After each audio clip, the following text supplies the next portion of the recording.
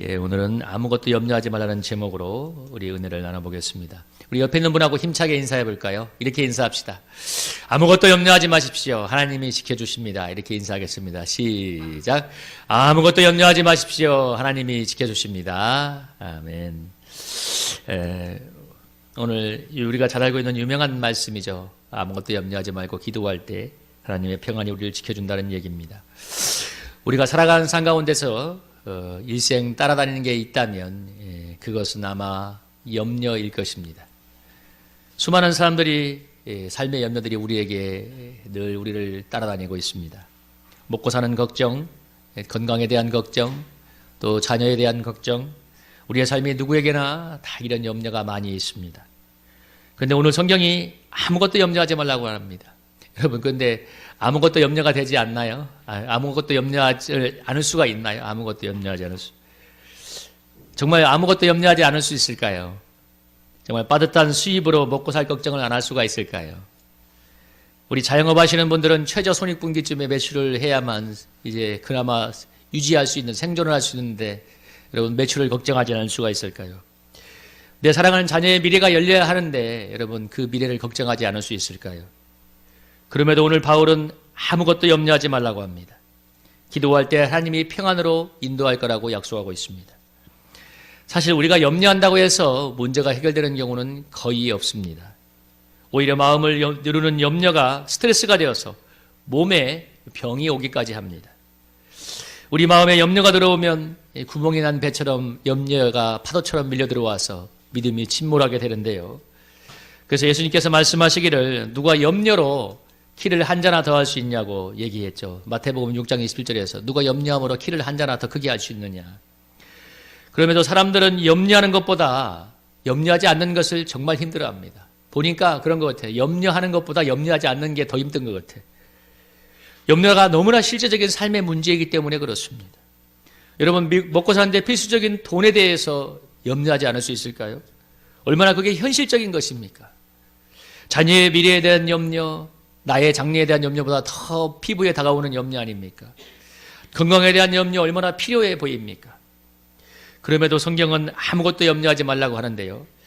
여러분, 베드로서 5장 7절 우리 화면 보시고 한번 큰 목소리로 한번 읽어볼까요? 한번 읽어보겠습니다. 베드로서 5장 7절입니다. 시작. 너희 염려를 다 주께 맡기라. 이는 그가 너희를 돌보심이라. 아멘. 주님이 돌보시기 때문에 염려를 주님께 모두 맡기라고 말합니다. 여러분, 이 말씀을 믿음으로 받아들이고 아무것도 염려하지 않기를 축복합니다. 주님이 우리를 돌보신다고 하는데요. 그래서 오늘은 두 가지를 한번 생각해 볼게요. 우리 염려하지 않기 위해서 우리 첫째 한번 힘차게 읽어볼까요? 첫째입니다. 시작. 주님의 돌보심을 믿어야 됩니다. 이스라엘 백성이 출애굽하고서 이 출애굽기에 보면 광야에서 제일 먼저 부딪힌 문제가 뭐였냐면 먹는 문제였습니다. 출애굽한 것까지는 정말로 좋았는데 수백만 명의 이스라엘 백성들이 광야에서 먹고 살 길이 없었습니다. 농사 지을 수도 없고 가축을 기를 수도 없고 정말 먹고 살 길이 없었는데요. 음식이라고 해봐야 출애굽할 때 가지고 나온 게 전부였고 그리고 또 그것도 양식도 얼마 못 가서 떨어지고 말았습니다. 그런데 하나님은 수백만의 이스라엘 백성을 광야에서 40년간 먹이셨는데요. 하늘에서 만나와 메추라기가 매일매일 내려와서 수백만의 이스라엘 백성이 광야에서 먹고 살게 하셨습니다. 그래서 이 성경을 읽어보면 이스라엘 백성이 하나님을 불신하고 또 우상 숭배하고 간음하다가 그러다가 죽은 사람들은 원망불평하다 죽은 사람은 많지만 양식이 없어서 굶어 죽은 사람은 단 한 명도 없다고 얘기하고 있습니다.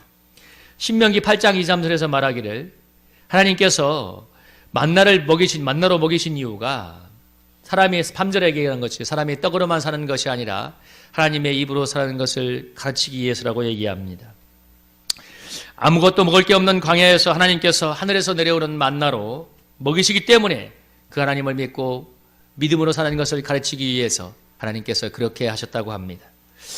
이스라엘 백성이 출애굽 이후에 만든 성막인 지성소 안에는 언약궤 안에 세 가지가 담겨 있었습니다. 히브리서 9장 4절에 보면 세 가지, 첫째는 만나를 담은 금항아리가 있었고 아론의 쌍난 지팡이가 있었고 그 다음에 십계명이 적힌 두 돌판이 있었습니다. 이 세 가지는 우리가 살아가는 데서 필수적인 세 가지 양식을 의미합니다. 첫째, 만나는 우리가 먹는 육의 양식을 상징하는 것이고 십계명에 적힌 돌판은 영의 양식을 상징하는 것이며 아론의 쌍난 지팡이는 우리를 영원히 살게 하는 부활의 양식을 상징하는 것입니다. 아론의 지팡이가 죽었는데 거기에 싹이 났잖아요. 그래서 죽은 자를 영원히 살게 하는 부활의 양식을 상징하는 건데, 우리가 살아가는 데 있어서 이처럼 양식은 너무나 필수적인 것이지요.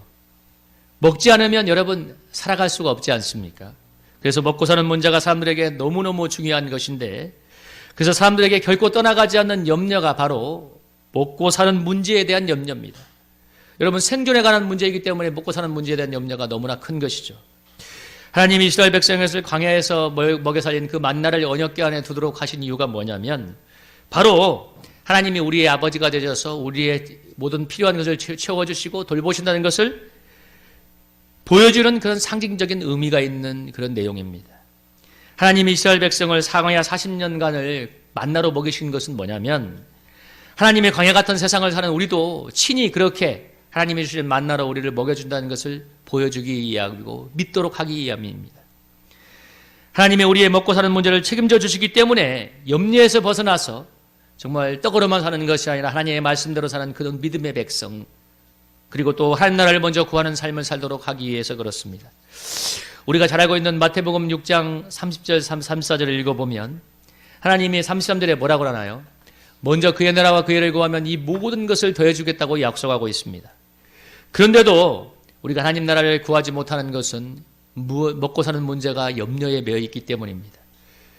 그래서 예수님께서 너희가 31절에 보면 염려에 이르기를 무엇을 먹을까 마실까 입을까 염려하지 말라고 하는데, 이건 다 이방인들이 구하는 거라고 했습니다. 그러니까 먹고 사는 문제에 대한 염려를 이방인들이 구하는 것이라고 하면서 너희가 염려하지 말라고 했는데요, 마태복음 6장 30절에서 말하기를 이 이유가 뭐냐? 왜 염려하느냐? 마지막에 보면 믿음이 작은 자들아, 믿음이 작기 때문이라고 말씀하고 있습니다. 믿음이 없는 것이 아니고 믿음이 염려를 극복할 만큼 크지 않기 때문이라고 말하고 있습니다. 많은 사람들이 염려를 염려할 만한 상황과 이유가 있기 때문이라고 생각하는데요, 여러분 다 그렇지 않나요? 염려할 만한 상황과 이유가 있기 때문에 염려하잖아요. 그러나 오늘 우리 주님은 말씀하시기를 믿음이 작기 때문이라고 말하고 있습니다. 그래서 염려를 이기는 길은 염려할 만한 상황과 이유가 해결되거나 사라지는 것이 아닙니다. 염려할 만한 상황과 염려할 만한 이유는 여러분 우리가 죽을 때까지 늘 우리를 따라다닐 것입니다. 그러니까 다시 말하면 염려거리는 늘 있단 말이에요. 그래서 염려를 극복하는 길은 염려할 만한 상황이 사라지거나 해결되는 것이 아니라 여러분 믿음을 키우는 것입니다. 우리의 작은 믿음을 키우는 것입니다. 믿음은 로마서 10장 17절에 보면 여러분 뭐라고 하나요? 믿음은 들음에서 나며 들음은 그리스도의 말씀에서 말미암습니다. 우리의 믿음은 하나님의 말씀을 들을 때 생겨나는 것입니다. 그래서 우리가 자주 하나님께 나가서 주님의 말씀을 들어야 되는 것이고 부지런히 성경을 읽어야 되고 틈날 때마다 기도해야 될 이유가 그것입니다. 여러분 우리가 날마다 듣는 소리가 무엇인가요? 귀에 듣는 음성이 세상의 소리들 아닙니까? TV와 스마트폰에서 들려오는 세상의 소리가 우리가 너무 많이 귀를 기울이고 있습니다. 여러분 한번 뉴스를 한번 들어보세요. 뉴스에 어디 좋은 소식이 있나요? 한번 어제 가만히 9시 뉴스를 들어보신 분들은 뉴스에 무슨 소식 나옵니까? 전부 다 무슨 사고가 났다, 경제가 힘들다, 이런 것이 문제다, 부정적인 뉴스 투성이만 나오고 있습니다. 그런 소식들을 우리는 하루에도 수없이 귀로 듣고 살아갑니다. 그런데 하나님의 소리는 하루에 단 몇 분도 듣지 못합니다. 그러니까 믿음이 자랄 리가 없는 것입니다. 그래서 그리스도인들이 세상이 저렇다 하면 저렇다고 따라가고 세상이 이렇다 하면 이렇다고 믿고 세상에 너무나 휘둘리는 삶을 살아가고 있습니다. 사단은 우리가 이렇게 염려에 짓눌려서 세상에 휘둘리면서 주님을 위해서 아무것도 하지 못하는 두려운 그런 삶을 살도록 만들어가고 있습니다. 그래서 우리는 염려가 자연스러운 것이 아니라는 것을 깨닫고 특히 믿음의 가장 큰 적이라는 것을 깨닫고 필사적인 자세로 주님의 말씀을 들을 필요가 있습니다.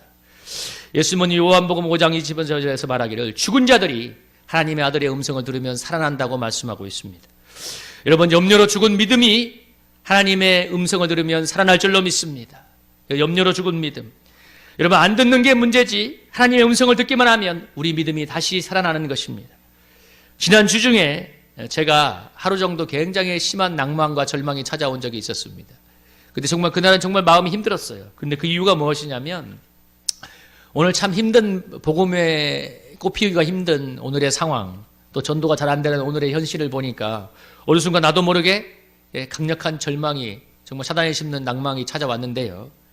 근데 어떻게 회복이 되었냐면 기도하다가 그 마가복음 10장 말씀, 그 부자 청년 얘기가 떠오르면서 그 말씀을 통해서 그 말씀을 듣고 제가 회복하게 되었습니다. 여러분, 마가복음 10장에 보면 부자 청년이 나오죠. 부자 청년의 영적인 소원을 가지고 주님을 따르려고 하지만 그러나 결정적인 자신의 소유를 포기하는 문제가 오자 주님을 포기해버리고 말았습니다.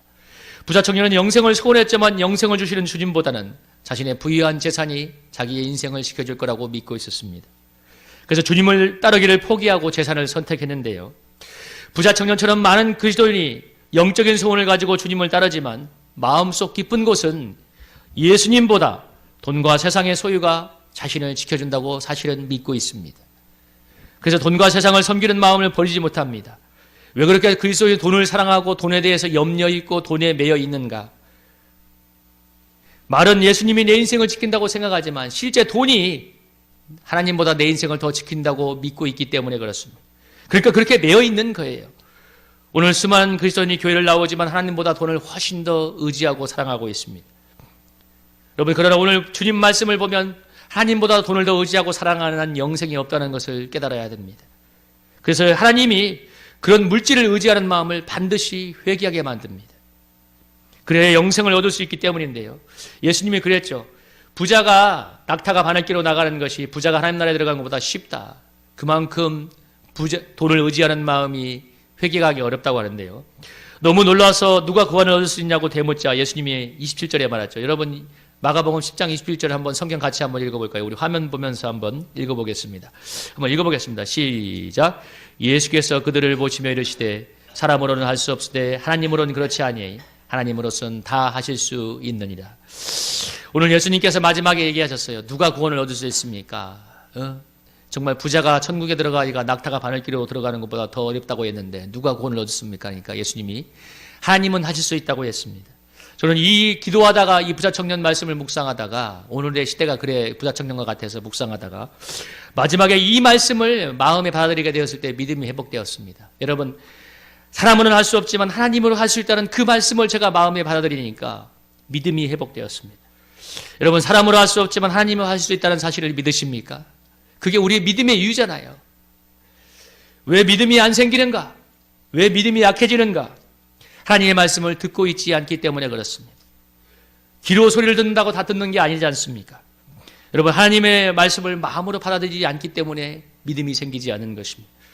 여러분, 사람으로 할 수 없지만 하나님을 한다는 사실을 믿으시길 바랍니다. 여러분, 내가 할 수 없다면 다들 할 수 없다고 생각해요. 하나님이 할 수 있는 것은 내가 할 수 있는 것만큼만 하고 내가 할 수 없는 것은 하나님이 할 수 없다고 생각하니까 내가 할 수 없는 거기에는 아무런 하나님의 역사가 일어나지 않습니다. 여러분, 오늘날 수많은 그리스도인들이 기적을 믿지 않아요. 그렇지 않나요? 여러분, 계산을 하지만 기적은 믿지 않아요. 여러분은 기적을 믿습니까? 여러분, 사람은 할 수 없지만 하나님은 하신다고 하지 않습니까? 내가 할 수 없다는 것에는 아무런 하나님 역사가 일어나지 않습니다. 여러분, 내가 절망적인 상황이든 돈이 없는 상황이든 너무 먹고 살기 힘든 상황이든 어려운 상황이든 간에 하나님께는 그게 중요하고 문제가 되지 않습니다. 하나님께 중요한 건 상황이 어떠하든 간에 나를 돌보고 책임지고 나를 인생을 지켜주시는 그 하나님을 믿고 있느냐는 것입니다. 하나님은 우리의 생각으로 스스로 판단해서 내가 믿을 수 있을 만큼만 믿고 절망과 소망을 오가는 그런 믿음을 원하지 않습니다. 상황이 어떠하든 간에 하나님의 약속의 말씀을 믿고 담대하기를 원하십니다. 여러분, 이 말씀을 다시 한번 읽어볼까요? 베드로전서 5장 7절입니다. 한번 힘차게 한번 읽어보겠습니다. 시작.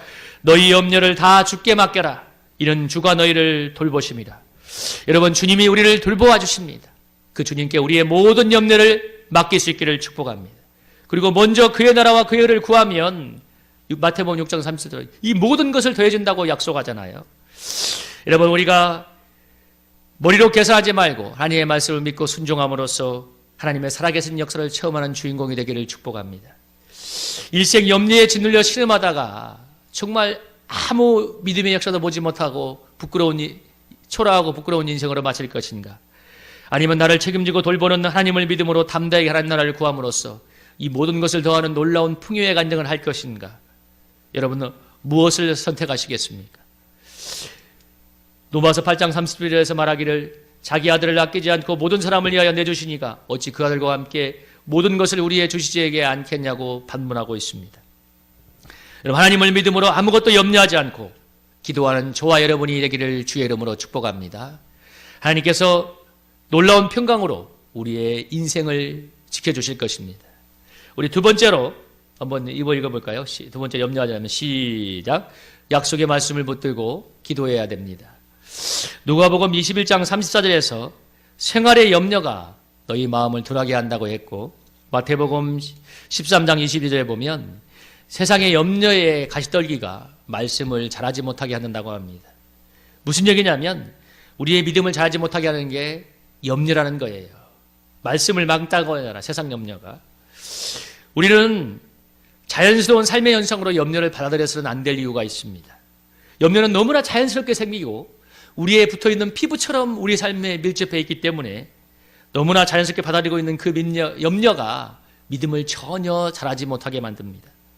그래서 여러분, 염려가 나의 믿음을 죽이든지 아니면 내가 믿음으로 염려를 싸워 이겨서 믿음의 사람이 되든지 둘 중에 하나입니다. 염려에 비들려 있으면 믿음이 결코 자랄 수가 없습니다. 단 한 발자국도 나가지 못합니다. 예를 하나 들어보겠습니다. 여러분, 돈을 계산해 보니까 물질이 모자라거나 빠듯해요. 다 빠듯하잖아요. 염려에 붙들리면 하나님께 먼저 드려야 될 헌금도 드리지 못합니다.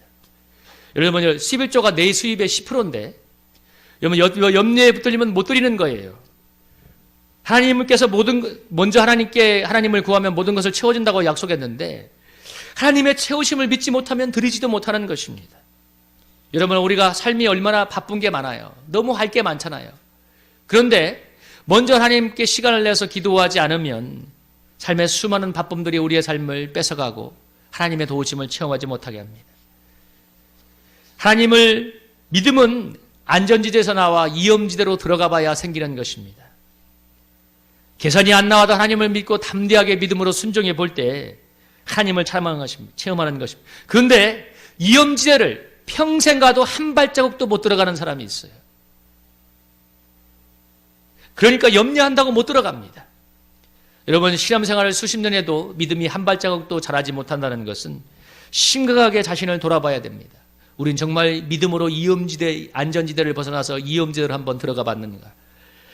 여러분, 그렇게 한 번도 위험지대로 들어가 보지 못해서 하나님을 믿고 들어가 보지 못하기 때문에 여러분, 하나님을 체험하지 못하는 것을 살았으나 죽은 믿음이라고 말하고 있습니다. 죽은 믿음으로 부활의 주님을 만날 수가 없습니다. 여러분, 오늘 여러분의 믿음의 발걸음을 한 발자국도 떼지 못하게 하는 그 염려를 싸워 이기시길 축복합니다. 빌립보서 4장 6절에서 말하잖아요. 아무것도 염려하지 말고 다만 모든 일에 기도와 간구로 너희 구할 것을 감사함으로 하나님께 아뢰라. 그리하면 모든 지각에 뛰어난 하나님의 평강이 그리스도 예수 안에서 너희 마음과 생각을 지키시리라. 여러분, 약속의 말씀을 믿고 염려하지 말고 기도하십시오. 틀림없이 놀라운 하나님의 평강이 저와 여러분의 마음을 지켜주실 것입니다. 이렇게 염려를 물리치고 믿음의 평안 속에 살게 될 때 우리는 믿음의 역사를 시험하게 되고 염려로 전전긍긍하는 세상에서 구원의 통로로 쓰임받을 수가 있습니다. 이 사도행전 27장을 보면 20절에 보면 어떤 일이 있냐면 사도 바울이 이 예루살렘에서 노마로 압송되어 가는 그 배 안에서 죄수로 가고 있었는데 유라굴로라고 하는 큰 태풍이 불었습니다. 그래서 10여일이 넘는 태풍으로 모두가 삶의 소망을 잃고 주저앉아 있을 때 바울이 22절에 보면 이렇게 얘기하죠. 22절부터 24절에 보면 뭐라고 하냐면 내가 너희를 권하노니 이제는 안심하라. 너희 중 아무도 생명에는 아무런 손상이 없겠고 오직 배뿐이니라. 내가 속한 바 곧 내가 섬기는 하나님의 사자가 어젯밤에 내 곁에 서서 말하되 바울아 두려워하지 말라. 내가 가이사 앞에 서야 하겠고 또 하나님께서 너와 함께 항해하는 자들을 다 내게 주셨다 하셨으니 그러므로 여러분이 안심하라. 나는 내게 말씀하신 그대로 되리라고 하나님을 믿노라. 여러분, 바울은 그 태풍이 불어치는 그 바다에서 십몇일 동안 너무나 지친 우리 선원들이 삶을 포기해 갈 때 하나님으로부터 들려오는 그 하나님의 사자가 주는 담대한 믿음의 구주 구원의 음성을 듣고 하나님께서 너희를 구원해 줄 거라고 믿는다면서 하나님을 믿는다고 담대하게 얘기하고 그 뒤에 어떤 일이 벌어지냐면 배가 섬의 난파가 되었습니다. 그래서 정말 사람들이 다 삶의 소망을 이룰 때 그 3, 4절에 보면 음식 먹기를 권하고서 사람들과 함께 음식을 나누어 먹고 그리고 힘을 내어 사람들을 독려해서 살 길을 찾은 다음에 그리고 44절에 보면 마침내 어떻게 되냐면, 여러분, 마침내 사람들이 다 상륙하여 다 구조되리라. 276명의 사람들이 단 한 명도 태풍에서 죽는 사람이 없이, 여러분, 바울의 그 믿음의 격려와 마음의 믿음의 그 주는 소망의 말을 믿고 일어서서 여러분 난파선에서 빠져나와서 한 명도 죽지 않고 다 살아나는 역사가 있었습니다. 여러분, 바울은 죄수의 몸이었지만 하나님을 믿는 믿음의 평안함과 담대함이 있으니까 태풍이 불어오는 그 현실 앞에서 낭망하고 절망하고 정말 심지어 선원들도 배를 포기하고 도망가려고 하는 그런 상황에서 그들을 독려해서 정말 구원으로 인도하는 놀라운 역사를 일으킵니다. 여러분, 우리가 살아가는 세상이 태풍이 부는 세상과 똑같지 않습니까? 사람들 다 마음속에 다 두려움과 근심의 태풍이 불고 있잖아요. 여러분이 세상 사람들이 염려하는 그것을 똑같이 염려하다가 똑같이 그 염려의 태풍에서 빠져 죽겠습니까? 아니면 오늘 약속의 말씀을 들고 사도 바울처럼 아무것도 염려하지 않고 기도함으로써 하나님의 평안성을 누리면서 여러분 두려워하는 사람들에게 구원의 통로가 되시겠습니까? 여러분, 약속의 말씀을 붙들고 아무것도 염려하지 않기를 주의 이름으로 축복합니다. 그래서 여러분 평안을 누리면서 하나님의 평안의 복음을 전하는 구원의 통로로 바울처럼 쓰임받는 저와 여러분이 되기를 주의 이름으로 축복합니다.